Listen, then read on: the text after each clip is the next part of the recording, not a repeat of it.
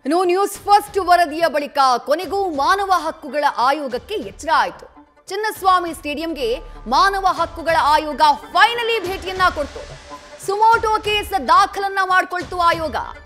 ಕಾರಣ ಕೇಳಿ ನೋಟಿಸ್ ಅನ್ನ ಕೊಡುವಂತಹ ಕೆಲಸವನ್ನ ಮಾನವ ಹಕ್ಕುಗಳ ಆಯೋಗ ಮಾಡಿದೆ. ಯಾರಿಗೆ ಅಂದ್ರೆ Karnataka state cricket association, Bengaluru ನಗರ ಪೊಲೀಸ್ ಆಯುಕ್ತರು, ಆರೋಗ್ಯ ಮತ್ತು ಕುಟುಂಬ ಕಲ್ಯಾಣ ಇಲಾಖೆಯ ಕಾರ್ಯದರ್ಶಿ ಅವರಿಗೆ ನೋಟಿಸ್ ಅನ್ನು ಜಾರಿ ಮಾಡುವಂತಹ ಕೆಲಸವನ್ನ ಮಾನವ ಹಕ್ಕುಗಳ ಆಯೋಗ ಮಾಡಿದೆ.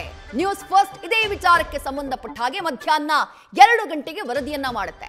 ಘಟನೆ ನಡೆದು ಇಷ್ಟು ಗಂಟೆಗಳು ಕಳೆದ್ರು. ಚಿನ್ನಸ್ವಾಮಿ ಸ್ಟೇಡಿಯಂನಿಂದ 1 ಕಿಲೋಮೀಟರ್ ದೂರದಲ್ಲಿ ಕೇಂದ್ರ ಕಚೇರಿಯನ್ನ ಹೊಂದಿರುವಂತಹ ಮಾನವ ಹಕ್ಕುಗಳ ಆಯೋಗ ಇದುವರೆಗೂ ಯಾಕೆ ಸುಮೋಟೋ ಕೇಸನ್ನ ದಾಖಲು ಮಾಡಿಕೊಂಡಿಲ್ಲ, ಯಾಕೆ ಕನಿಷ್ಠ ಸ್ಥಳ ಪರಿಶೀಲನೆಗೆ ಮುಂದಾಗಿಲ್ಲ ಅಂತ ಹೇಳಿ ನ್ಯೂಸ್ ಫಸ್ಟ್ ಪ್ರಶ್ನೆಯನ್ನ ಮಾಡಿತ್ತು. ನ್ಯೂಸ್ ಫಸ್ಟ್ ವರದಿಯ ಬಳಿಕ ಅಧಿಕಾರಿಗಳಿಗೆ ಎಚ್ಚರಿಕೆಯಾಗಿದೆ. ಮಾನವ ಹಕ್ಕುಗಳ ಆಯೋಗದ ಅಧಿಕಾರಿಗಳು ಚಿನ್ನಸ್ವಾಮಿ ಸ್ಟೇಡಿಯಂಗೆ ಫೈನಲಿ ಭೇಟಿಯನ್ನ ಕೊಟ್ಟರು. ಚಿನ್ನಸ್ವಾಮಿ ಸ್ಟೇಡಿಯಂನಲ್ಲಿ ಸ್ಥಳ ಪರಿಶೀಲನೆಯನ್ನ ಮಾಡಿದ್ದಾರೆ.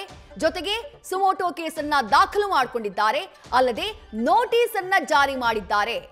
ಘಟನೆಗೆ ಕಾರಣವನ್ನ ಕೇಳಿ ಕೆಎಸ್ಸಿಎಗೆ ಹಾಗೆ ನಗರ ಪೊಲೀಸ್ ಆಯುಕ್ತರಿಗೆ, ಆರೋಗ್ಯ ಹಾಗೆ ಕುಟುಂಬ ಕಲ್ಯಾಣ ಇಲಾಖೆಯ ಕಾರ್ಯದರ್ಶಿಗಳಿಗೆ ನೋಟಿಸ್ನ ಜಾರಿ ಮಾಡಲಾಗಿದೆ.